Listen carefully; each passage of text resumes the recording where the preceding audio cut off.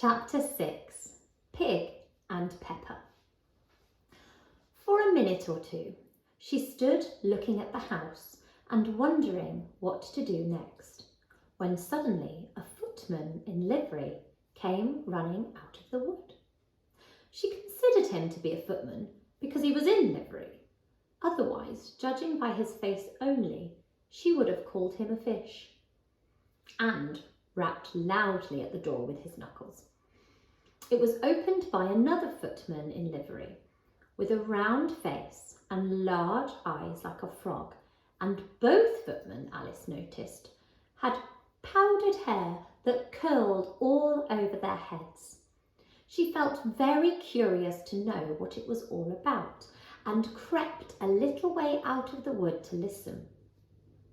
The fish footman began by producing from under his arm a great letter nearly as large as himself, and this he handed over to the other, saying in a solemn tone, "For the Duchess, an invitation from the Queen to play croquet." The frog footman repeated in the same solemn tone, only changing the order of the words a little. "From the Queen, an invitation for the Duchess to play croquet." Then they both bowed low and their curls got entangled together. Alice laughed so much at this that she had to run back to the wood for fear of their hearing her.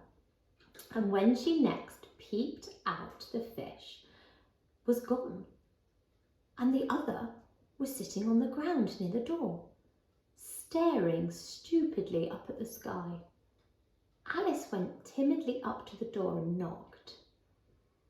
"There's no sort of use in knocking," said the footman, "and that for two reasons. First, because I'm on the same side of the door as you are. Secondly, because they're making such a noise inside, no one could possibly hear you. And certainly, there was a most extraordinary noise going on within, a consistent howling and sneezing, and every now and then a great crash, as if a dish or kettle had been broken to pieces." "Please then," said Alice, "how am I to get in?" "There might be some sense in your knocking," the footman went on without attending to her, "if we had the door between us. For instance, if you were inside, you might knock and I could let you out, you know." He was looking up into the sky all the time while he was speaking, and this Alice thought decidedly uncivil. "But perhaps he can't help it," she said to herself. "His eyes are so very near at the top of his head. But at any rate, he might answer the questions. How am I to get in?" she repeated aloud.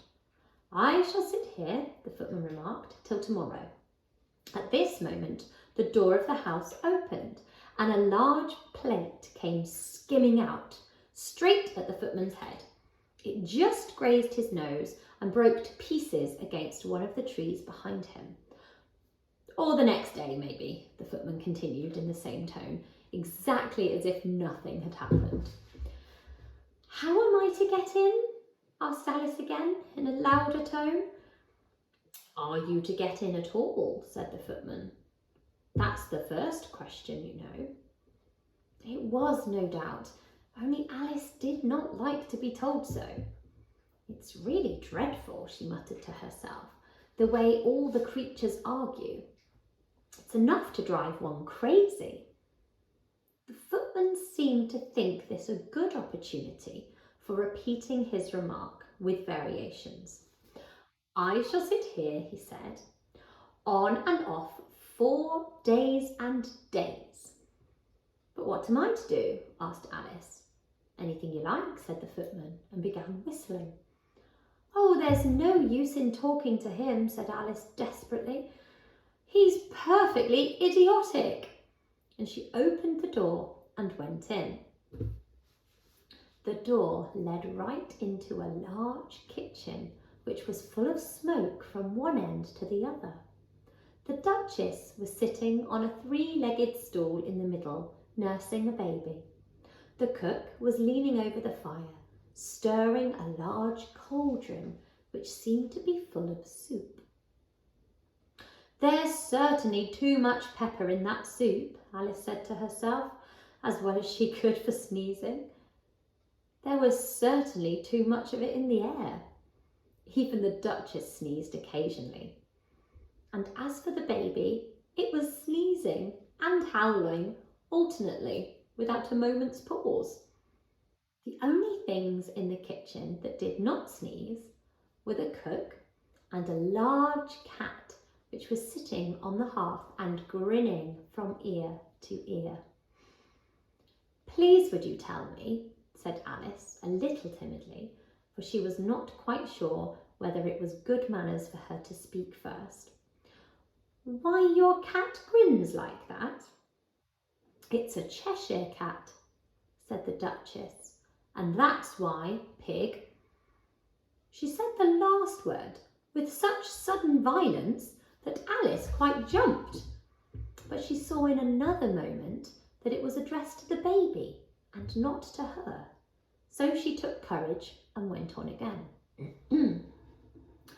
"I didn't know that Cheshire cats always grinned. In fact, I didn't know that cats could grin." "They all can," said the Duchess, "and most of them do." "I don't know of any that do," Alice said very politely, feeling quite pleased to have got into a conversation. "You don't know much," said the Duchess, "and that's a fact." Alice did not at all like the tone of this remark and thought it would be as well to introduce some other subject of conversation. While she was trying to fix on one, the cook took the cauldron of soup off the fire and at once set to work throwing everything within her reach at the Duchess and the baby. The fire irons came first, then followed a shower of saucepans, plates and dishes. The Duchess took no notice of them, even when they hit her, and the baby was howling so much already that it was quite impossible to say whether the blows hurt it or not. "Oh, please mind what you're doing," cried Alice, jumping up and down in an agony of terror.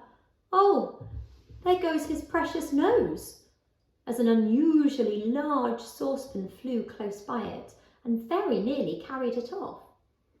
"If everybody minded their own business," the Duchess said in a hoarse growl, "the world would go round a great deal faster than it does." "Which would not be an advantage," said Alice, who felt very glad to get an opportunity of showing off just a little of her knowledge. "Just think of what work it would make with the day and night. You see, the earth takes 24 hours to turn round on its axis." "Talking of axis," said the Duchess, "chop off her head." Alice glanced rather anxiously at the cook to see if she meant to take the hint, but the cook was busily stirring the soup and seemed not to be listening. So she went on again. 24 hours, I think. Or is it 12?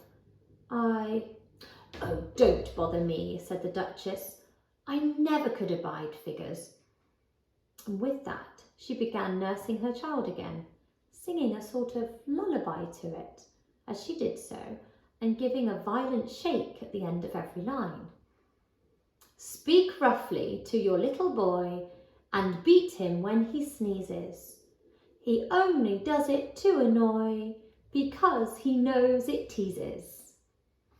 In which the cook and the baby now join in with the chorus. "Wow, wow, wow." While the Duchess sang the second verse of the song, she kept tossing the baby violently up and down, and the poor little thing howled so that Alice could hardly hear the words. "I speak severely to my boy, I beat him when he sneezes, for he can thoroughly enjoy the pepper when he pleases. A chorus of wow, wow, wow. Here you may nurse a bit if you like, the Duchess said to Alice, flinging the baby at her as she spoke. I must go and get ready to play croquet with the Queen. And she hurried out of the room. The cook threw a frying pan after her as she went out, but it just missed her.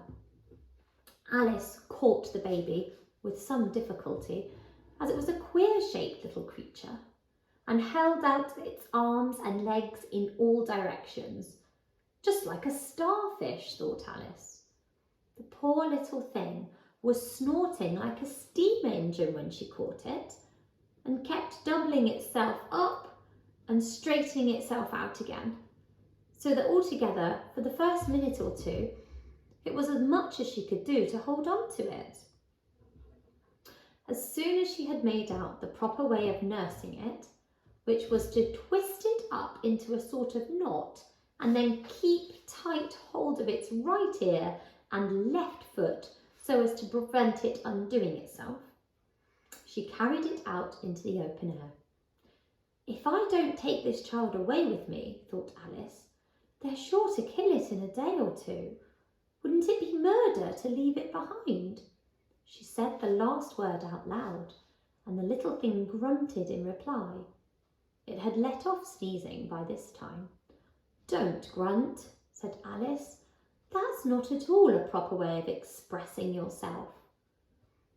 The baby grunted again, and Alice looked very anxiously into its face to see what the matter was with it. There could be no doubt that it had a very turn-up nose, much more like a snout than a real nose. Also, its eyes were getting extremely small for a baby.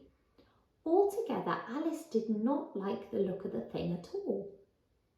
But perhaps it was only sobbing, she thought, and looked into its eyes again to see if there were any tears.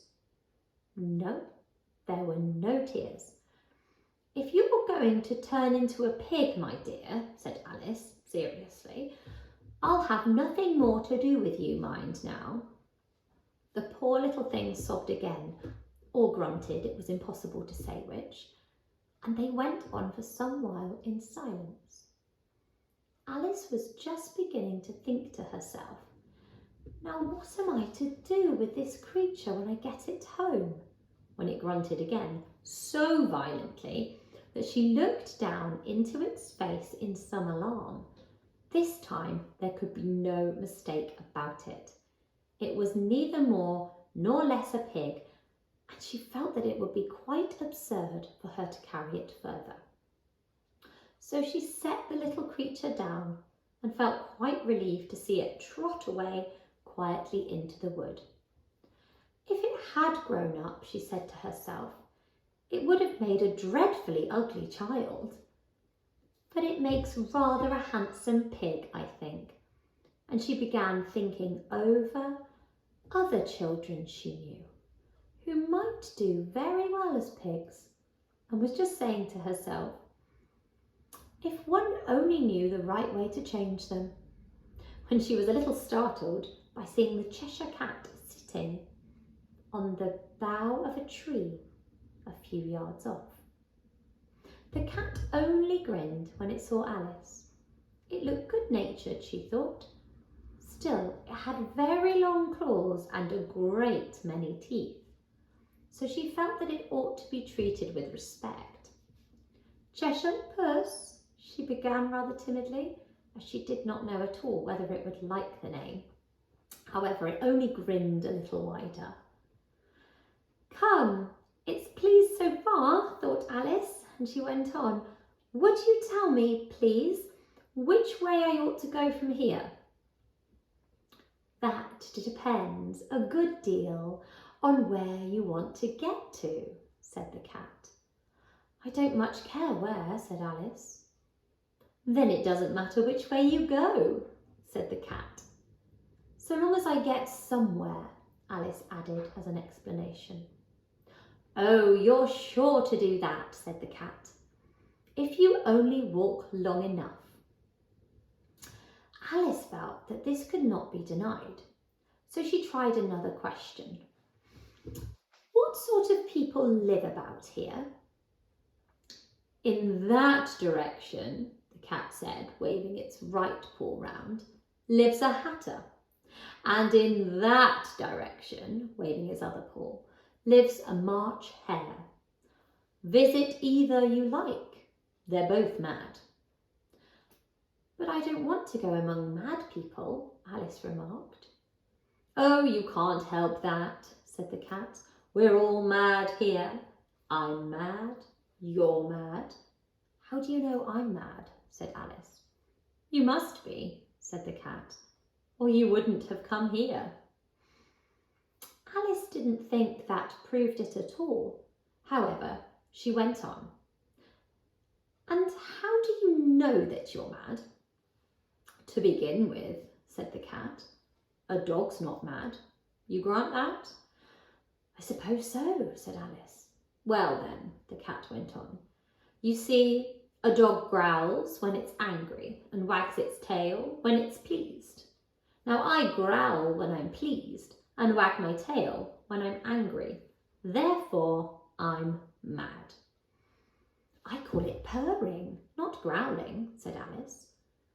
Call it what you like, said the cat.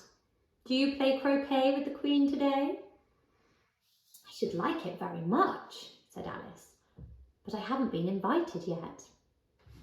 You'll see me there, said the cat, and vanished.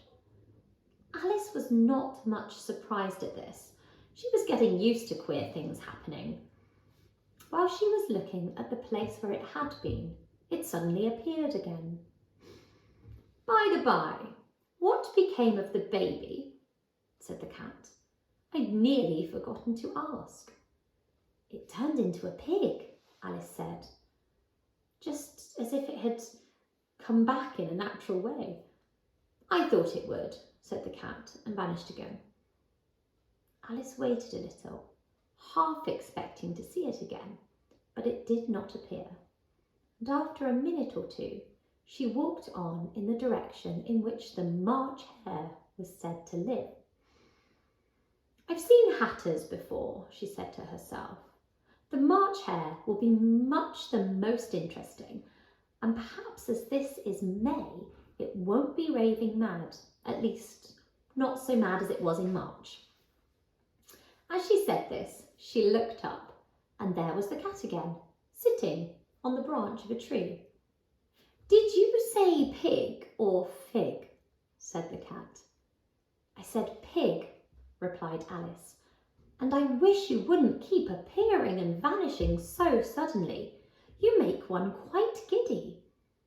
All right, said the cat, and this time it vanished quite slowly, beginning with the end of the tail and ending with the grin, which remained some time after the rest of it had gone. Well, I've often seen a cat without a grin, thought Alice, but a grin without a cat, it's the most curious thing I've ever seen in my life. She had not gone much further before she came in sight of the house of the March hare. She thought it must be the right house because the chimneys were shaped like ears and the roof was thatched with fur.